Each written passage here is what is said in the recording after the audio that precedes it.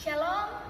Damai di hati. Shalom. Oke, saat ini teman-teman yang berada di rumah, kita akan memulaikan ibadah lewat media online kita. Namun sebelum ibadah kita akan segera dimulaikan, kita akan masuk dalam puji-pujian.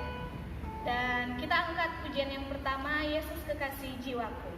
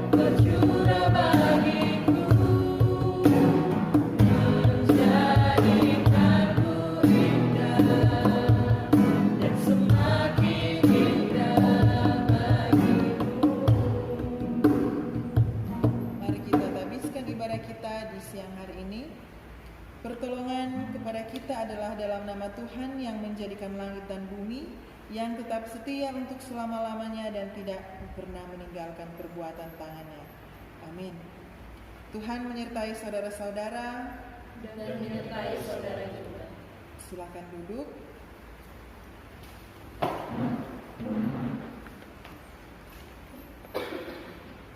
teman-teman yang diberkati Tuhan, sebelum kita membaca bahkan merenungkan sebagian dari sabda firman Tuhan kita di siang hari ini, untuk itu mari kita persiapkan hati dan pikiran kita menghadap hadirat Tuhan. Dan sebelum itu kita angkat pujian dari Kidung Jemaat nomor 29, Di Muka Tuhan Yesus.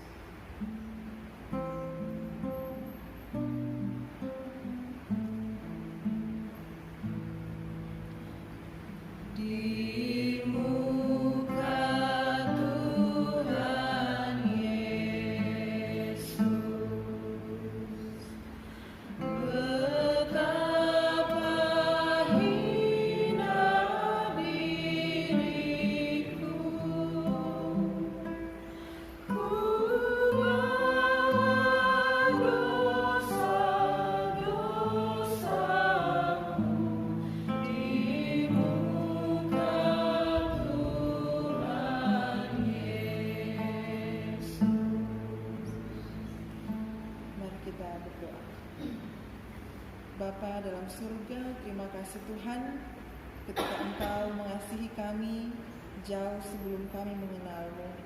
Terima kasih atas kelimpahan karunia yang Engkau berikan kepada kami setiap hari. Engkau yang masih memberi kami makanan luar biasa melalui firman-Mu. Dan ketika saat ini Tuhan, layakkan kami sebagai anak-anak-Mu, sebagai umat-Mu untuk duduk sehidangan dengan-Mu. Ketika kami rindu untuk membaca bahkan mendengarkan sebagian dari sabda firman-Mu, Engkau yang akan membaharui kami Tuhan melalui firman-Mu. Engkau yang akan memberikan kami Roh Kudus sehingga pembacaan firman di siang hari ini bahkan perenungannya itu dapat tertanam dalam hati dan pikiran kami masing-masing. Dan jangan biarkan firman-Mu berlalu begitu saja Bapa, tapi mampukan kami untuk selalu merenungkan dan melakukan firman-Mu. Setiap hari apapun tantangannya, biarlah firman-Mu menjadi penuntun jalan hidup kami. Ini yang menjadi doa kami Tuhan, dengarlah doa kami. Di dalam nama anak-Mu Yesus Kristus, amin. Teman-teman, saat ini kita akan membaca firman Tuhan kita di siang hari ini dalam Injil Markus pasal yang ke-15. Injil Markus pasal yang ke-15, ayatnya yang ke-20b hingga ayat yang ke-32.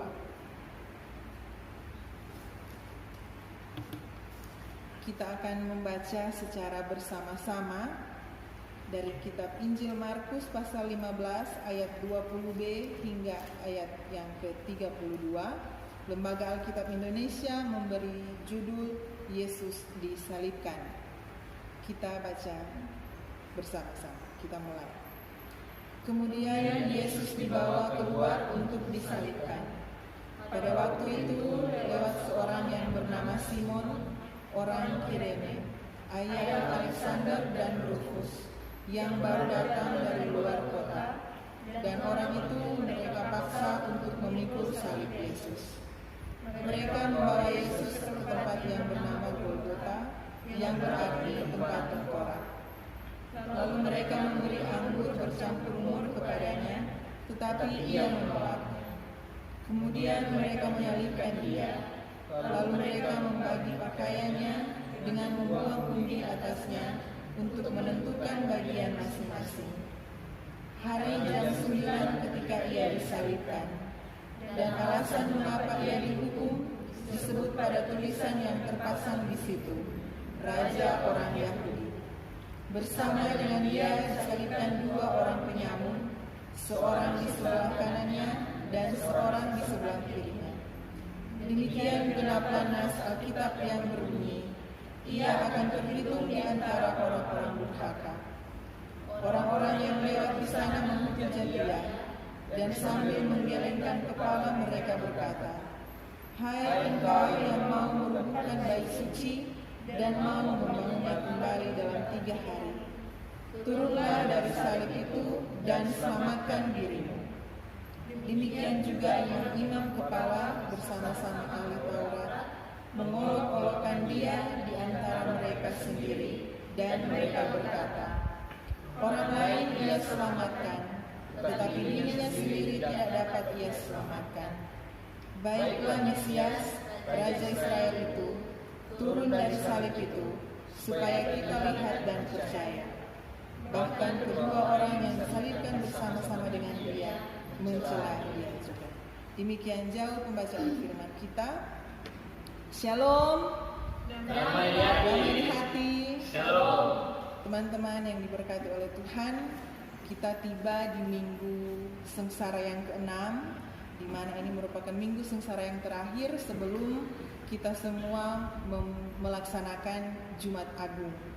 Teman-teman yang diberkati Tuhan, renungan kita di siang hari ini diberi judul Salib Yesus dan Kekejaman Dunia.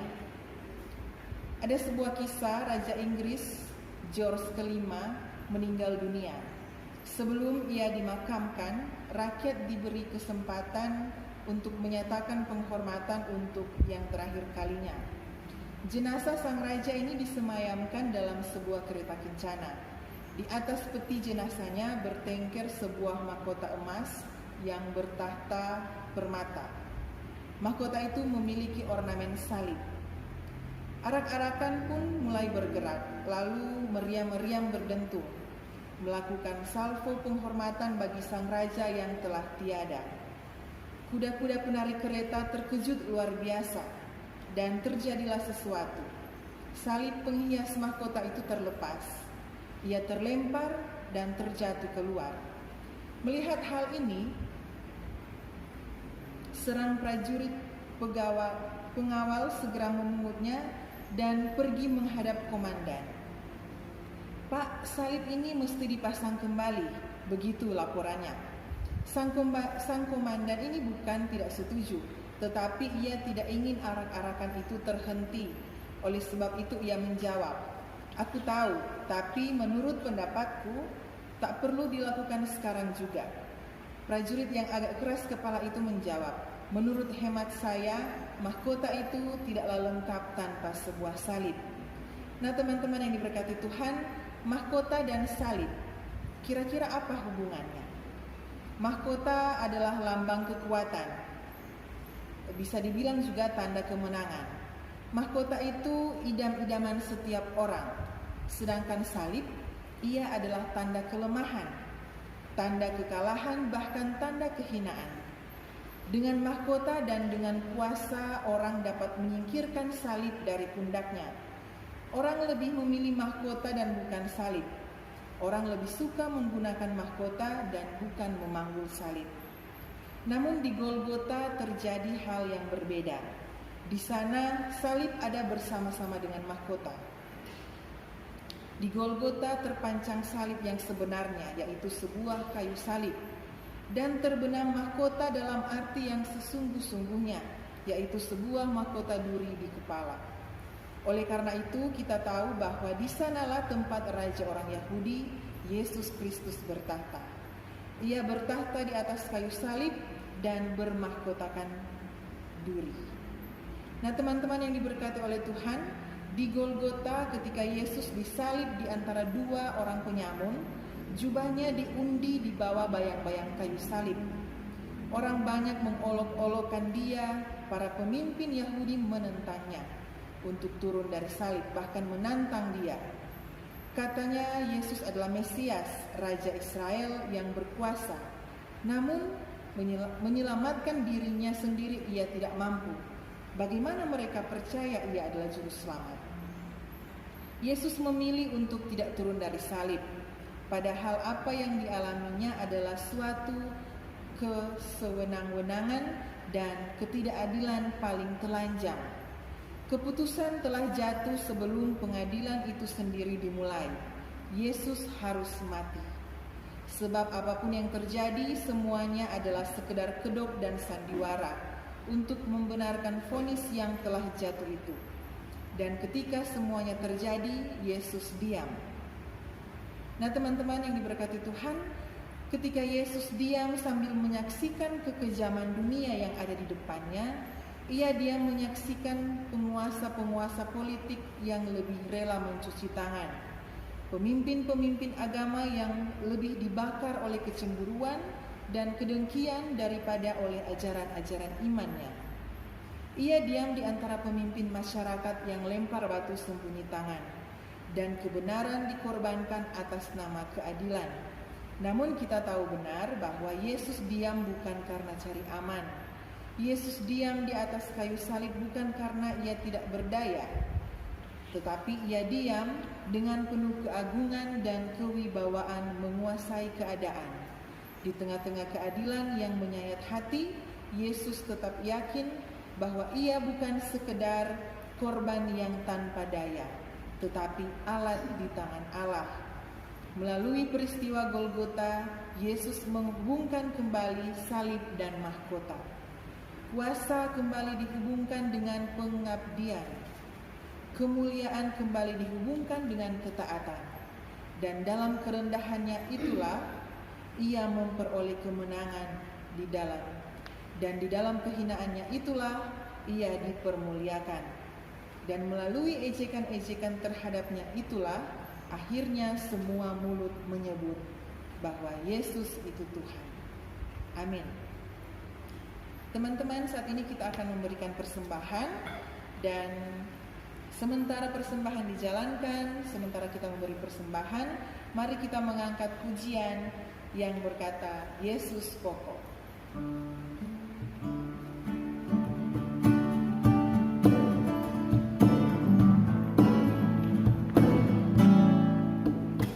Yesus pokok dan kita lancaranya, tinggallah di dalamnya.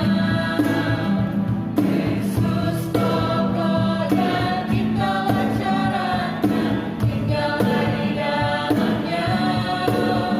Yesus pokok dan kita lancaranya, tinggallah di dalamnya.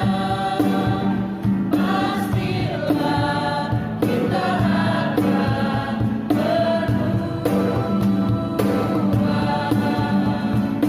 Yesus cintaku, ku cinta kau cintanya. Yesus cintaku, ku cinta kau cintanya. Yesus pokok dan kita lancaranya, tinggallah di dalamnya. Yesus pokok dan kita lancaranya, tinggallah di dalamnya. Yesus pokok dan kita lancaranya, tinggallah di dalamnya. Pastilah kita akan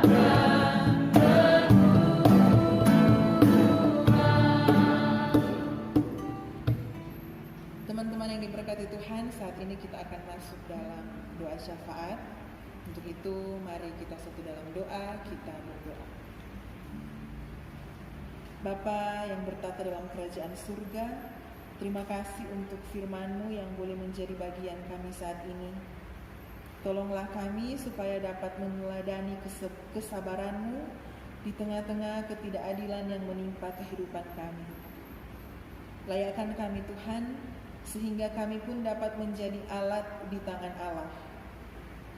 Bimbing kami Bapa dalam menghayati minggu sengsara yang ke-6 ini, agar kami selalu mengingat pengorbanan-Mu untuk menebus dosa-dosa kami sebagai umat-Mu. Bapa dalam surga, kami bersyukur ketika di siang hari ini Engkau masih memberikan kami kesehatan, kekuatan untuk kami dapat beribadah bersama-sama melalui persekutuan yang boleh kami alami saat ini. Walaupun kami terbatas untuk bertatap muka satu dengan yang lain, tapi kami yakin dan percaya Tuhan, itu tidak akan mengurangi sukacita kami masing-masing ketika kami masih boleh berjumpa dalam peribadatan menggunakan media online. Kami percaya Tuhan bahwa Engkau turut hadir dalam ibadah di siang hari ini. Bahkan Engkau turut hadir bersama-sama dengan kami yang akan menonton secara online sebentar. Dan kami yakin dan percaya bahwa nama-Mu dan kuasa-Mu lah yang berkata dalam kehidupan kami. Terima kasih banyak Bapa di surga, terima kasih Tuhan Yesus. Ketika kami akan memberikan persembahan, Kami berdoa untuk persembahan itu Tuhan melalui pundi-pundi yang terkumpul, agar itu dapat berguna untuk hormat kemuliaan nama-Mu, untuk kerajaan-Mu Tuhan, bahkan untuk pembangunan gereja, khususnya gereja kami, Gereja Gemim Kanaan Asabri. Pakai kami lebih baik lagi Tuhan dalam kehidupan kami, dalam hal untuk memberi. Tapi kami yakin dan percaya Tuhan, ketika kehidupan kami telah kami berikan secara seutuhnya, itu merupakan persembahan yang utuh dan berkenan di hadapan-Mu. Terima kasih banyak Bapa di surga, terima kasih Tuhan Yesus untuk kehidupan kami yang boleh kami alami hingga saat ini, yang boleh kami jalani tanpa kurang suatu apapun, berkat nafas hidup, kesehatan, kekuatan yang boleh teralami dalam kehidupan kami, berkat penyertaan-Mu bersama-sama dengan keluarga kami masing-masing. Kami berterima kasih untuk itu Tuhan. Engkau masih bermurah hati, memberikan kami kelimpahan berkat yang tak terelakkan dalam kehidupan kami. Saat ini Bapa di surga, kami rindu untuk berdoa Tuhan bagi kehidupan yang kami jalani saat ini. Kami diterpa oleh pandemi virus COVID-19 yang mengancam kehidupan kami. Tolonglah kami Tuhan. Segala upaya yang kami lakukan sebagai manusia memang sangat terbatas. Untuk itu Bapa, kami memohon dengan keyakinan yang teguh bahwa Engkau yang akan berperkara dalam keadaan saat ini. Engkau yang akan menolong kami Tuhan, bahkan Engkau yang akan menolong para dokter, perawat, staf medis di rumah sakit dalam merawat pasien-pasien, memberikan hikmat bagi kami masyarakat untuk menunjang pemerintah dalam upaya memutus rantai penyebaran COVID-19 dengan melakukan social distancing, bahkan physical distancing, dan menjaga pola hidup yang sehat. Begitu juga dengan pemerintah kami Tuhan yang dari pusat hingga ke pelosok desa-desa. Biarlah mereka selalu dimampukan untuk mengambil keputusan-keputusan atau langkah-langkah ke depan untuk kebaikan bangsa ini. Dan kiranya Engkau yang akan memulihkan keadaan dunia ini Tuhan, memulihkan bangsa kami Indonesia, bahkan memulihkan Sulawesi Utara. Terima kasih banyak Bapa di surga. Pulihkan kami Tuhan dan baharui kehidupan kami. Ini yang menjadi doa syukur kami Tuhan, doa permohonan kami, yang kami bawa dan kami alaskan hanya di dalam nama Tuhan Yesus Kristus yang telah mengajar kami berdoa, doa Bapa kami yang akan kami ucapkan secara bersama-sama. Bapa kami yang ada di surga, dikuduskanlah nama-Mu. Datanglah kerajaan-Mu, jadilah kehendak-Mu di bumi seperti di surga. Berikanlah kami pada hari ini makanan kami yang secukupnya, dan ampunilah kami akan kesalahan kami, seperti kami juga mengampuni orang yang bersalah kepada kami. Dan janganlah membawa kami ke dalam pencobaan, tetapi lepaskanlah kami daripada yang jahat. Karena Engkau yang mempunyai kerajaan dan kuasa sampai selamanya. Amin. Teman-teman yang diberkati Tuhan, saya undang kita semua untuk bangkit berdiri. Dan saat ini kita akan menutup ibadah kita di siang hari ini. Untuk itu mari kita mengangkat pujian penutup kita, Tak Kutahukan Hari Esok. Yeah.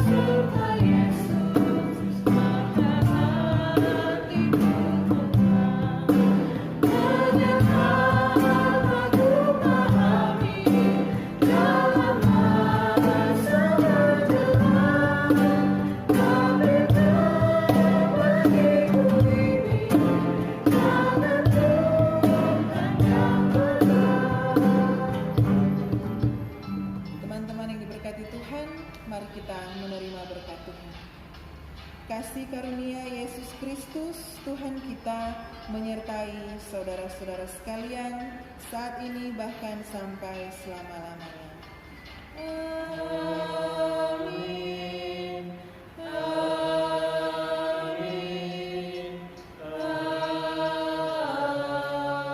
Amin. Silakan duduk, ibadah kita telah selesai dan dikembalikan kepada pewara acara. Baiklah, rekan-rekan PK yang diberkati Tuhan, tadi orang sama-sama sudah mengikuti ibadah yang dilaksanakan secara online yang dipimpin oleh yang terkasih Penatua Fikita Sirap. Biarlah firman yang telah orang dengarkan sama-sama tadi bisa menjadi bekal buat orang dalam hadapi orang kehidupan. Dan PK saat ini orang sudah berada di minggu sengsara yang ke-6, itu artinya sudah berada di minggu sengsara yang terakhir, dan nantinya sama-sama orang akan diiring untuk menghayati Jumat Agung dan Paskah. Untuk itu, walaupun dengan orang kondisi dan keadaan saat ini yang semuanya dilakukan dari rumah, namun orang tidak jadikan itu sebagai batu sandungan, namun orang tetap bersyukur dan selalu mengandalkan Tuhan dalam segala hal. Info untuk ibadah pemuda minggu depan akan dilaksanakan secara online. Untuk itu buat teman-teman yang ada di rumah, jangan bosan-bosan kalau nantinya orang tiap minggu akan mengirimkan link dan beribadah di rumah masing-masing. Untuk itu juga disampaikan buat orang semua yang masih beraktivitas di luar rumah untuk tetap jaga kesehatan dan tetap jaga jarak dengan orang yang ada di sekitar orang. Jangan lupa tetap kondisi makan bagus-bagus dengan tetap minum vitamin. Itulah info dari Komisi Pemuda. Tuhan Yesus memberkati. Happy Sunday.